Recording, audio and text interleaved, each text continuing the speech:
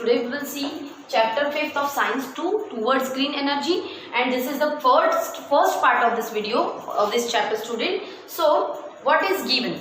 We will see or we will learn here how to produce electricity or electric power, how to generate this. So before this, some questions are asked here. First one is, what is energy? Energy is capacity or stored ability of a body to do work. हमारी capacity या stored ability जो हमें काम करने के लिए able है, हम ऐसा बोलेंगे, या हमारी एबिलिटी है कोई भी काम करने के लिए, तो उसे हम बोलेंगे energy. What are the different types of energy?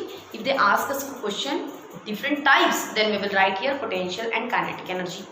And if they ask us that what are the different forms of energy, this word forms and types. So then we will write here mechanical energy, chemical energy, wind energy, heat energy, light energy, etc., etc. Okay, so let's start the topic. So first point is energy and use of energy. As we know that food, water and shelter is our basic need. At the same time, in today's energy is also our basic need. And it is one of the basic need, and we can't live without energy. If we need fan, then also we need electrical energy. If we need light, then also we need heat energy or light energy. मतलब हम हमेशा energy का इस्तेमाल करते रहते हैं. Without this energy, our life will become dull. Okay, and due to these energies, it becomes luxurious. So the energy can be, we need energy in different forms of, if we do the different diverse work or different kinds of work, then we need different types of energy. Yes, the energy that we need may be in the form of, maybe in the कौन से form में हो सकती है वो energy. अगर हम काम कर रहे हैं तो हो सकती है chemical, mechanical energy, chemical energy, sound energy, heat energy, light energy, etcetera. हम किसी भी फॉर्म में इसका इस्तेमाल कर सकते हैं. और भी बहुत सारी एनर्जी है, बट फिलहाल मैंने यहाँ इतनी लिखी होगी. So we know that energy can converted, as we know the conservation law of energy. Energy can not be destroyed, it can be converted from one form to another. मतलब हमेशा energy एक form से दूसरे form में convert होते रहती है. Different sources of energies are use to generate और different sources of energies are use for different types of energy. है ना, अलग अलग एनर्जी के लिए हम अलग अलग सोर्सेस का यूज़ करते हैं. इन प्रीवियस स्टैंडर्ड में हम लर्न अबाउट एनर्जीज. हाँ, पिछले साल में हमने पढ़ा है सोर्सेस ऑफ एनर्जीज भी पढ़ी है हमने, अलग अलग सोर्सेस पढ़े थे, बहुत सारे इससे रिलेटेड कंसेप्ट पढ़े थे.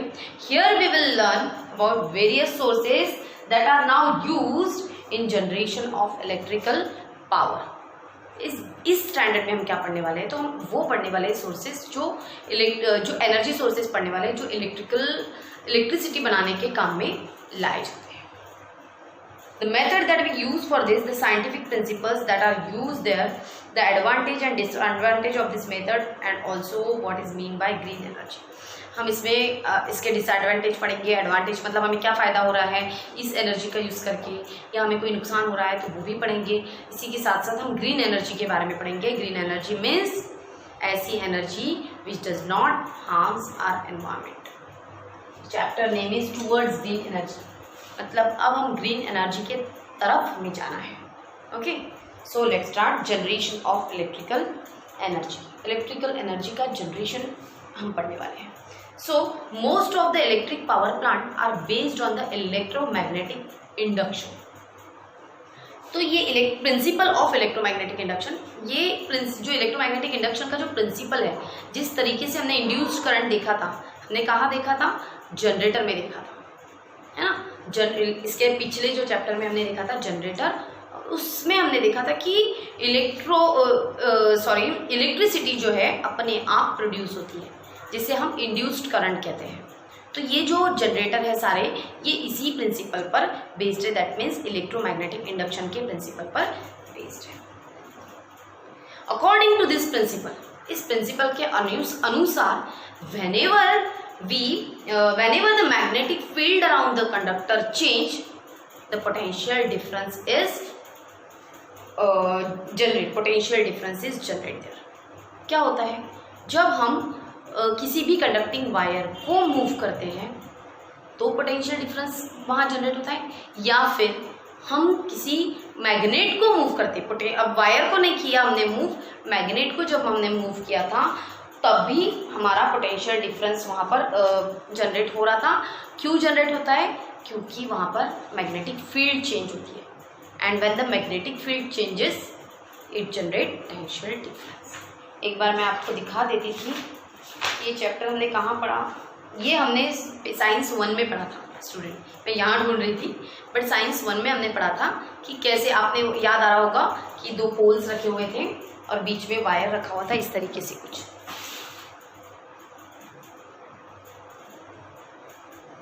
ये वायर था और यहाँ पर मैग्नेट रखा हुआ था, ओके, और यहाँ पर हमने कुछ इस तरीके से गैल्वेनोमीटर लगाया था ताकि हम करंट को देख सकें। एक बार हम मैग्नेट को मूव करेंगे तो भी यहाँ गैल्वेनोमीटर में डिफ्लेक्शन दिखेगा, और एक बार वायर को भी मूव करेंगे तो भी हमें गैल्वेनोमीटर में डिफ्लेक्शन दिखने वाला था। तो हमने ये एक्सपेरिमेंट से पढ़ा था, इसी को कहते हैं प्रिंसिपल ऑफ इलेक्ट्रोमैग्नेटिक इंडक्शन। अब थोड़ा और देखते हैं क्या लिखा है। So the electric power generating machine based on this principle is called electric generator। जो भी इलेक्ट्रिसिटी प्रोड्यूस करने वाली मशीन्स है वो इसी प्रिंसिपल पर बेस्ड होती है, जिसे हम जनरेटर कहते हैं। ठीक है, मतलब हर एक मशीन में आपको जहाँ पर भी इलेक्ट्रिसिटी प्रोड्यूस होती दिखेगी वहाँ आपको पीछे में जनरेटर लगाया हुआ दिखेगा। जो भी एक जहाँ पर भी इंस्टॉलेशन किया गया है इलेक्ट्रिसिटी जनरेशन का, वहाँ पर पीछे में जनरेटर लगा हुआ आपको ध्यान में आएगा। अब पढ़ते हैं आगे। Such large generator are use for commercially electric power plants, electric power generation plant. हम क्या करते हैं कि बड़े बड़े जनरेटर का इस्तेमाल करते हैं, किस लिए, अगर हम कमर्शियली इलेक्ट्रिसिटी प्रोड्यूस कर रहे हैं उसके लिए। टरबाइन इज यूज, हाँ, turbine is use to rotate the magnet. ये टरबाइन होता है स्टूडेंट, ओके, ये ब्लेड्स होते हैं और इस टरबाइन का इस्तेमाल किया जाता है किसके लिए, मैग्नेट को रोटेट करने के लिए। मैंने अभी बताया था कि मैग्नेट को, यहाँ हम मैग्नेट को रोटेट करते हैं तो भी इलेक्ट्रिसिटी प्रोड्यूस होती है, और करंट वायर को भी अगर हम रोटेट बोल रही हूँ, मूव करते हैं, आगे पीछे करते हैं तो भी इलेक्ट्रिसिटी प्रोड्यूस होती है, ये मैंने बताया। बट अब यहाँ पर क्या करेंगे, हम हमेशा मैग्नेट को ही मूव करेंगे, हम वायर को मूव करने वाला सिस्टम हमने नहीं बनाया है। क्लियर, हमने ऐसा अरेंजमेंट किया है कि इसके रोटेट होने पर इसके पीछे में जो जनरेटर है उसके अंदर का मैग्नेट जो है वो मूव हो सके, थोड़ा हिल सके। ठीक है, जब मैग्नेट हिलता है तो मैग्नेटिक फील्ड चेंज होती है, मैग्नेटिक फील्ड चेंज होती है तो पोटेंशियल डिफरेंस बनता है, और जब पोटेंशियल डिफरेंस बनता है तभी इलेक्ट्रिसिटी फ्लो होती है। इस चीज को आप ध्यान में रखें। अब we need this turbine to rotate this turbine और to drive this turbine we need sources of energy. We need water, flowing water, और we can use pressurised air, है ना, प्रेशराइज्ड गैस। तो हम पानी की मदद से इस टरबाइन के जो ब्लेड लगे, इस ब्लेड के ऊपर वाटर की जो है एक फोर्सफुली वाटर करेंगे, डालेंगे इसके ऊपर इस तरीके से, तो ये रन होने लगेगी। जैसे ही ये रन होगी, इसके पीछे में लगा है जनरेटर, उसमें है मैग्नेट्स, वो भी गोल गोल गोल गोल घूमेंगे। जैसे वो गोल घूमते हैं तो वहां पर करंट प्रोड्यूस हो जाएगा। फिर अकॉर्डिंग टू क्या है कि अगर हम ये ब्लेड्स यूज कर रहे हैं तो इसके लिए हमें अलग अलग सोर्सेज भी चाहिए। अगर अलग अलग सोर्सेज यूज कर रहे हैं तो उस अकॉर्डिंग ये टरबाइन भी अलग अलग इस्तेमाल किए जाते हैं। एक ही तरीके का टरबाइन इस्तेमाल नहीं होगा। जैसे विंड एनर्जी आप देखोगे, पवन चक्की, तो उसमें वो बड़े बड़े पंखे होते हैं, तो ये ऐसा थोड़ी दिखता है, वो चक्के के जैसा नहीं दिखता है टरबाइन, उसे हम टरबाइन कहते हैं, लेकिन वो चक्के जैसा नहीं दिखता है ना। तो जैसा हमने सोर्स ऑफ एनर्जी यूज किया है, then we will use according to that turbine. Okay, the shape of the turbine will also change और डिफर।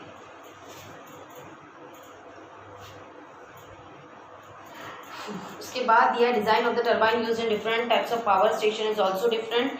फिर है प्रॉपर, अभी हमें इसे सीक्वेंस चाहिए ना, तो सबसे पहले हमें क्या चाहिए, अगर हम ये एनर्जी प्रोड्यूस कर रहे हैं तो हमें क्या क्या चाहिए, हमें चाहिए प्रॉपर एनर्जी सोर्स चाहिए, वाटर हो या गैस हो या एयर हो या जो भी हम यूज़ कर रहे हैं, प्रॉपर एनर्जी सोर्स चाहिए। उसके बाद हमें चाहिए टरबाइन रोटेट करने के लिए, उसके बाद हमें चाहिए पीछे में लगा हुआ जनरेटर, और उसके बाद जो है जनरेटर में होगी इलेक्ट्रिकल एनर्जी वो प्रोड्यूस।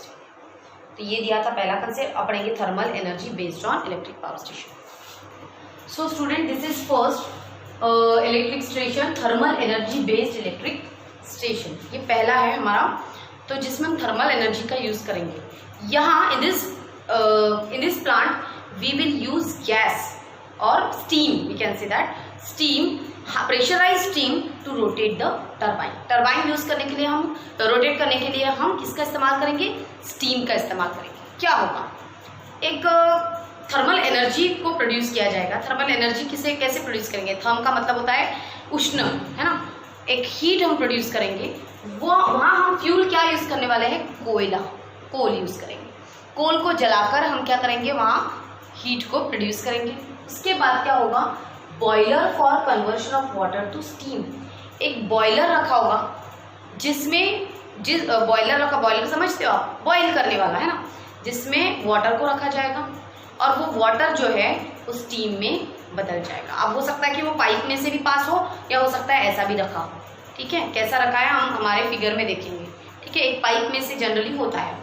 सो एक बॉयलर होगा, मतलब अभी एक इमेजिन करो आप कि एक कोयला जो है वो जल रहा है, यहाँ से हमने पाइप पास किया है, ऐसा इस तरीके से मैं बता सकती हूँ आपको।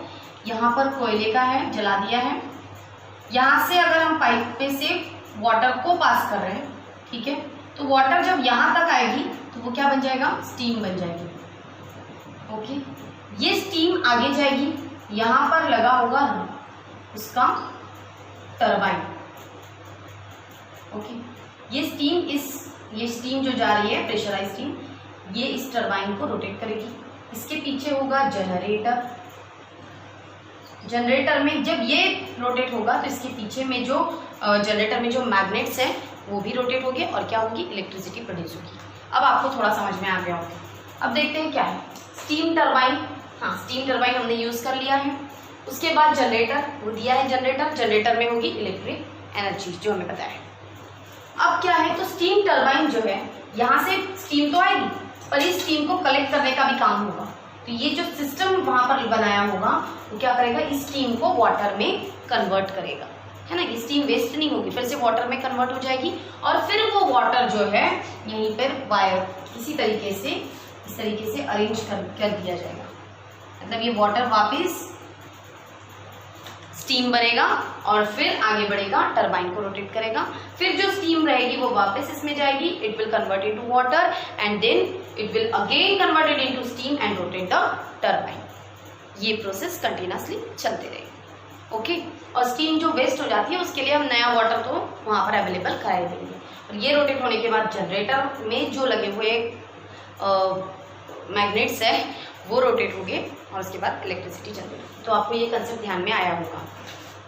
अब क्या लिखा है, तो chemical energy in the coal, ये कोल है, इसमें जो केमिकल एनर्जी है वो सबसे पहला हमारा जो फ्लो चार्ट दिया है उसमें केमिकल एनर्जी दिया है, एनर्जी का फ्लो चार्ट है इसमें। ओके, ये एक चार्ट हो गया जिसमें हम बता रहे हैं कि कैसा सिस्टम है, और दूसरा दिया है एनर्जी कैसे कन्वर्ट होती है वो। तो पहला है chemical energy in the coal, it will convert into thermal energy, क्योंकि ये जो कोल है वो जलेगा तो थर्मल एनर्जी में कन्वर्शन होगा।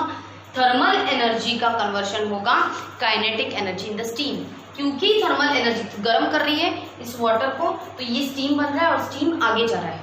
आगे जा रहा है इसका मतलब क्या है, कोई भी चीज जब आगे जाती है तो उसके अंदर क्या होता है, काइनेटिक एनर्जी होती है। तो kinetic energy in the steam, और फिर होगा कि काइनेटिक एनर्जी इन टरबाइन। काइनेटिक एनर्जी हम इस टरबाइन में देंगे, ठीक है, और उसके बाद दिया इलेक्ट्रिकल एनर्जी। लास्ट में वो जो काइनेटिक एनर्जी है वो इलेक्ट्रिकल एनर्जी में कन्वर्ट हो जाएगी। ये कंसेप्ट आपको ध्यान में आ गया होगा स्टूडेंट। अब थोड़ा सा डायग्राम पे आप एक नज़र डाल सकते हैं। अब स्टूडेंट्स आप यहाँ देख सकते हो, मैं आपको क्लियर कर देती हूँ कि ये जो है ये बॉयलर है। इसके अंदर आप थोड़ा सा ध्यान लगाकर देखेंगे तो आपको ऐसे पाइप्स दिख रहे हैं, तो उस पाइप में से जो है वाटर जाएगा। अब जैसे ही इस पाइप में से जाएगा, क्योंकि यहाँ पर हमने कोयला जलाया हुआ है, फ्यूल जलाया हुआ है, तो इसकी वजह से यहाँ पर थर्मल एनर्जी प्रोड्यूस हो जाएगी और उस वजह से यहाँ पर जो वाटर है वो स्टीम में कन्वर्ट हो जाएगा और आगे चल के पाइप में से ही आगे जाएगा। और जैसे आगे जाएगा तो ये टरबाइन है, टरबाइन को रोटेट करेगा, इसके आगे जनरेटर है, जनरेटर में इलेक्ट्रिसिटी प्रोड्यूस हो जाएगी। यहाँ पर ये प्रोसेस ख़त्म हो जाएगी, पर वो जो स्टीम बची हुई है वो स्टीम जो है आगे जाएगी। यहाँ पर कंडेंसर लगाया हुआ है, कंडेंसर मतलब क्या करेगा, वो स्टीम को वापस वाटर में कन्वर्ट करने का काम करेगा। तो यहाँ पर वो कंडेंसर स्टीम को वाटर में कन्वर्ट करेगा, फिर से वो वाटर जो है यहाँ पर जाते जाएगा। यहाँ से जो भी यहाँ पे धुआं है या जो भी कुछ है वो सब चीज़ें बाहर निकल जाएगी। तो ये था आपका schematic of thermal power plant. Okay, अब बढ़ते हैं आगे। स्टूडेंट, ये जो कूलिंग टॉवर है, यहाँ से आपको वाटर का सप्लाई दिख रहा है, ये दिख रहा है, यहाँ से वाटर आ रहा है और ये पानी वापस जा रहा हुआ। तो ये क्या है एक्चुअल में, यहाँ से जो ये आ रही है स्टीम आ रही है, वो जो स्टीम है वो यहाँ आएगी, यहाँ से ये ठंडा पानी बहता होगा, तो क्या करेगी वो स्टीम जो है अपने अंदर की हीट इस वाटर को दे देगी, है ना। बहते हुए यहाँ से जो पानी आ रहा है पाइप में से, स्टीम जो है अपने अंदर की हीट उस वाटर को दे देगी। इसीलिए वो स्टीम जैसे ही अपने अंदर की हीट बाहर निकाल देगी तो ये इधर का पानी जो है पाइप का वो गर्म हो जाएगा। ये पानी गर्म हो जाएगा तो ये गर्म पानी वापस कूलिंग टॉवर में जाएगा और वहाँ से जो वेपर्स है, हॉट एयर है, वो निकल जाएगा, तो पानी क्या हो जाएगा, ठंडा हो जाएगा। क्लियर। ये एक्स्ट्रा वाटर लगाया है, क्यों, क्योंकि हम इस स्टीम को वाटर में कन्वर्ट कर सकें और इस ठंडे पानी की वजह से ये जो स्टीम है ये वाटर में कन्वर्ट हो जाएगी और ये आगे की प्रोसेस कंटिन्यूसली चलते रहेगी। थर्मल एनर्जी पावर प्लांट जो है ये ज़्यादा से ज़्यादा पैमाने पर इलेक्ट्रिसिटी प्रोड्यूस करने के लिए हम इस्तेमाल करते हैं, बट इसके भी बहुत से डिसएडवांटेज है। एडवांटेज तो है तो डिसएडवांटेज भी उतने ही हैं। तो जो भी प्रॉब्लम्स हैं वो पेज नंबर 50 पर दिए हुए दिखते हैं। सो क्या होता है, due to burning of coal air pollution causes, air pollution होता है और कुछ टॉक्सिक गैसेस जो हमारे नेचर को हार्म करे या हमारी हेल्थ को हार्म करे, ऐसी गैसेस एयर में मिक्स हो जाती है और एयर पोल्यूशन होता है। फॉर एग्जांपल दिया है कार्बन डाइऑक्साइड है, नाइट्रोजन ऑक्साइड है, सल्फर ऑक्साइड है। ये जो हार्मफुल गैसेस है हमारे हेल्थ के लिए हजार्डस है।